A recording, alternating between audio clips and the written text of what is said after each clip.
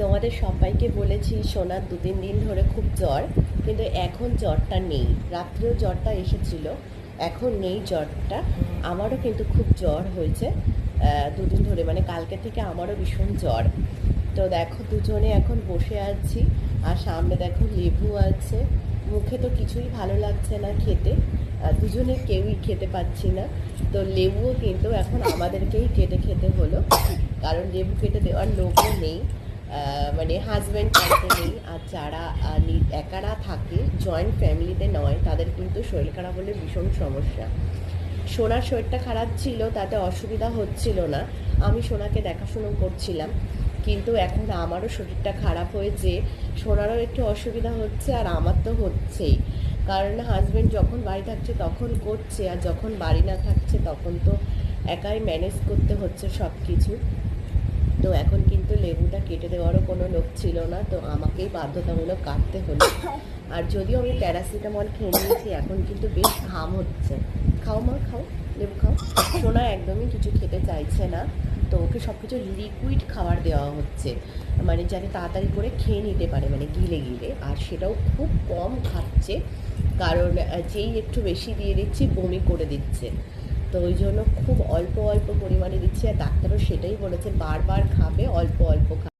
তো সকাল থেকে হাজব্যান্ড যতটা পেরেছে করে তারপরে গেছে। আজকে যেহেতু টিচার্স ডে, তো স্কুলে দিনটা পালনীয়, তো তার জন্যই সেখানে গেছে। সেটাও তো করতেই হবে, ওটা না করলেও তো হবে না। তো যাই হোক, একটু রান্নাবান্না করে রেখে গেছে। আর সত্যি কথা বলতে কি জানো তো, আমার কোনো কিছু খেতেই ভালো লাগছে না। হাজব্যান্ড বলছিল বাইরে থেকে খাবার অর্ডার করে দেওয়ার কথা, কিন্তু সেটাও আমার খেতে ইচ্ছা করছে না। মানে মাছ মাংস আসবে, কোথায় আসবে? কেমন আছো জিজ্ঞাসা করছে সোনা। সোনা তুমি কেমন আছো? হ্যাঁ, ভালো আছো?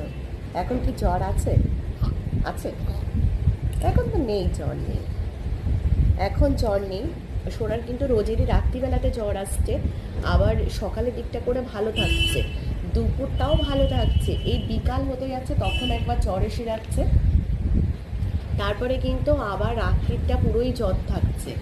তো জানি না কতক্ষণ থাকবে। ডাক্তার তো বলেছে ঠিক হয়ে যাবে, কোনো অসুবিধা হবে না।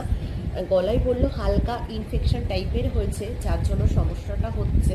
কিন্তু তার জন্য অ্যান্টিবায়োটিক, মানে আর যা যা ওষুধ আছে সব কিছু দেওয়া হয়ে গেছে।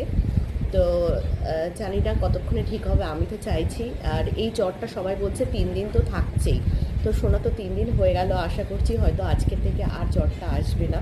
সোনা সুস্থ হয়ে গেলেই তো সোনা সুস্থ হয়ে গেলেই আমার আর কোনো টেনশন নেই। আমার একটু জ্বর আসলে আমি একটু শুয়ে নেবো, প্যারাসিটামল খেয়ে নেবো, অসুবিধা নেই।